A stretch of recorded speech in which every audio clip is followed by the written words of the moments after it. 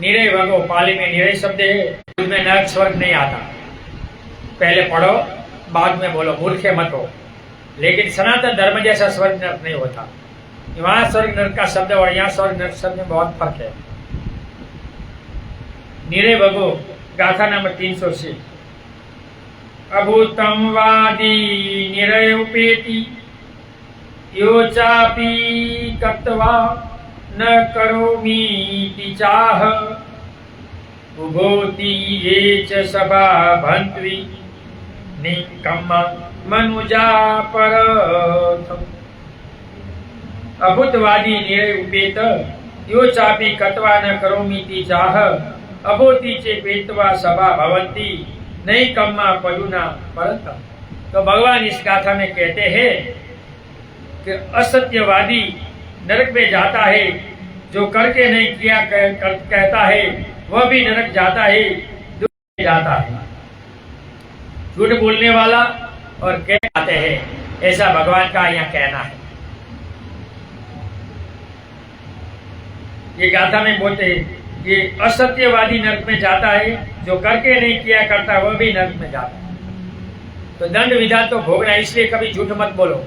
भगवान ने भी राहुल को कहा है कि नींद में भी कभी झूठ नहीं बोलना चाहिए। इसलिए मुशावादा वीरमणि शिखा बलम को ईर्षा होती थी। क्या था?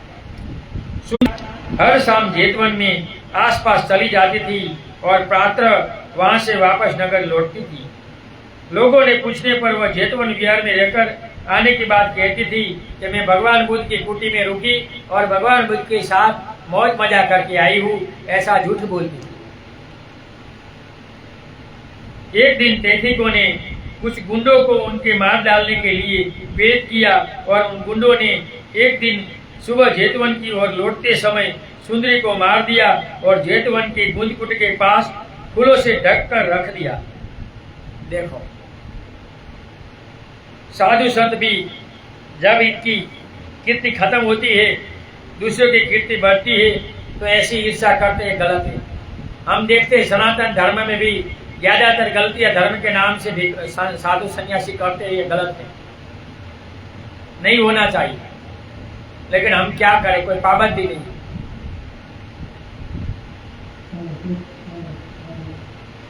हमारे भी एक भिक्षु अपने आप चीवर पहनकर घूमता है, बनते नहीं।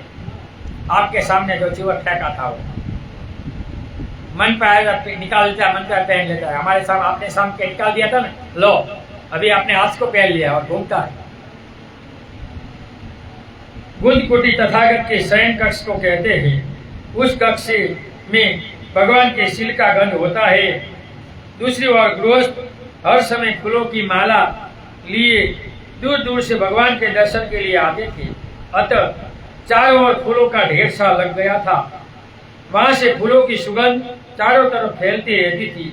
इसी कारण भी भगवान के कुटी का नाम गंज कुटी पड़ा था, क्योंकि भगवान को फूल और सुगंध भी लोग लाकर देते थे और कुटी पर छिटके भी थे, इसलिए वहां से सुगंध आती थी। इसलिए भगवान की कुटी को गंध कुटी किया जाता था। इसलिए हम बौद्धों को भी कहते हैं कि अमावस्या पूर्णिमा अष्टमी के दिन बुधवार भगवान के दर्शन के लिए जाओ और खाली हाथे मत जाओ, फूल मोमबत्ती अगरबत्ती लेकर वहां जाओ, वो ले जाना दान है। भगवान कहते हैं कि थोड़ा थोड़ा दान करोगे तो घड़ा भर जाएगा। बारिश में जैसे बाहर घड़ा पड़ा रहता है वो भर जाता है, ऐसे थोड़ा थोड़ा किए हुए दान कर्म का फल होता है। जो नए बोध बने हैं, नजदीक बुधवार है, तो अमावस्या पूर्णिमा को जाना चाहिए, फूल फल मोमबत्ती अगरबत्ती लेकर जाना चाहिए। अगर वहाँ भिक्षु रहता तो फल लेकर जाना चाहिए और वहाँ जाकर भगवान के दर्शन करना चाहिए। शक्य हो तो वहाँ शिविरें होती है तो पूरे दिन शिविर करना चाहिए। मैं बहुत देशों में गया हूँ कि पैसे वाले लोग अमावस्या पूर्णिमा को रेस्ट रखते हैं और पूरे दिन विहार में रहते बनते और वहाँ धर्म का आचरण करते हैं। इंडिया में तो नया नया धर्म अभी बढ़ रहा है, पश्चिम में है, पूर्व के राज्य में, यहाँ कुछ नहीं है पश्चिम। तो धीरे धीरे धर्म आगे बढ़ेगा तो धीरे धीरे बढ़ेगा। तो जो नए उपासक बने हैं इनको हर अमावस्या पूर्णिमा को अगर सुखी होना है तो विहार में दर्शन करने के लिए जाना चाहिए। इतिहास में पहली गुंजकुटी सारनाथ की गुंजकुटी है, अतः ये मूल गुंजकुटी कहलाती है। उस पश्चात श्रावस्ती आदि अनेक स्थलों में भी गुंज कुटी बनी। तो पहली गुंज कुटी जो गुंज कुटी है वो सारनाथ यानी वाराणसी में जो है महाबोधि सोसाइटी ने अभी अच्छे टेम्पल वहाँ बनाया है, इनको मौल बुद्धि कहते हैं। वहाँ दर्शन करने के लिए बौद्धों को जाना चाहिए। इसी प्रकार गुंडों ने सुंदरी के शरीर को गुंज कुटी के समीप फूलों के ढेर के नीचे छुपाने के पश्चात राजा के पास जाकर उन्होंने कहा कि इधर कई दिनों से सुंदरी परवाजी का नहीं दिखाई दे रही है। वह हर सुबह जेतवन विहार में वापस आती थी। कई भिक्षुओं ने अपने शास्त्रा भगवान और संत के कलंक को छिपाने के लिए तो उनकी हत्या नहीं कर दी है, ऐसा हमें शक है। इसलिए हम आपसे फरियाद करते हैं, हे राजन, इनकी तहकीकात करो। राजा ने जेतवन में ढूंढने को सिपाही को भेजा। कहा तेथिकों ने सुंदरी के मृत शरीर को छिपाते हुए थान से निकाल दिया और कहकर राजा के पास ले गए। तेथिकों ने वो लाश सिपाही थी, पता था, सैनिकों को दिखाई, देखो यहाँ पर ये गुंज कुटी का पेश, ये बुद्ध ने ही कुछ किया होगा, इसके साथ अनाथ शनाथ और कलंक ये गर्भ हो रहेगा, इसलिए कलंक को छिपाने के लिए कर रहे हैं। ऐसा झूठा आरोप बुद्ध को जो कीर्ति बढ़ रही थी इनको बदनाम करने के लिए सब तेथिकों ने किया था। तो ऐसा तो होता रहता है कि सूर्य पर धूल झोंकने से सूर्य कभी वापस नहीं होता, अपने आप आता है। पत्थर हम हवा पर डालते तो अपने पर आता है। तो ऐसा ही यहाँ हुआ। उसने कहा, देखिए महाराज, इन शाक्य पुत्रों ने कार्य, उन्होंने अपने भगवान की अपकृति को छुपाने के लिए मारकर इस सुंदरी को यहाँ छुपा दिया है। ये सुंदरी रोज रात भगवान के गुंज कुटी में रुकती थी और भगवान ने इनके साथ अनाप शनाप कार्य किया, इनको गर्भ रह गया। वो गर्भ छिपाने के लिए इस महिला को इन लोगों ने मार दिया है। ऐसी राजा को फरियाद तेथिकों ने। राजा ने उस समाचार को नगर में घूम घूम कर कहने की आज्ञा दी कि जाओ कह दो कि बुद्ध के लोगों ने ऐसा किया है। तेथिकों ने वैसे ही जोर जोर से उनका प्रचार किया। लोगों में भगवान और भिक्षु संघ के प्रति संदेह हुआ, अश्रद्धा पैदा हुई और भिक्षा मिलने भी कठिन सा हो गया। तो जब भिक्षु भिक्षा मांगने जाते थे तो नहीं देते थे। ये टक्का मुंडे गलत है, ये दुराचार करते हैं, महिलाओं की आबरू लेते हैं, इनका भगवान भी खराब है, ये भी खराब है, इनको भिक्षा नहीं देनी, ऐसा कहकर बहुत से भिक्षु को भूखा रहना पड़ता था। कठिनता आ गई। भिक्षुओं ने भगवान के इस संबंध में पूछा। तब भगवान ने उस गाथा को सुनाया और कहा कि यह अकृति सप्ताह भर रहेगी। तुम लोग निंदा करने वालों को इस गाथा को सुनाकर उत्तर दो। जो निंदा करता है हमारी, उनको ये असत्य बोलते हैं, ये नरक में जाएंगे, ये बोलते करते कुछ और करते ये है, ये नरकगामी है, तो वो नरक में जाएंगे। हमें नरक में नहीं जाना है, हमें उनका सीधा जवाब देना है। इसी प्रकार ठीक एक सप्ताह के अंदर जिन गुंडों ने सुंदरी की हत्या की थी वे शराब के नशे में मस्त हंसते हुए यह सब बोल दिए।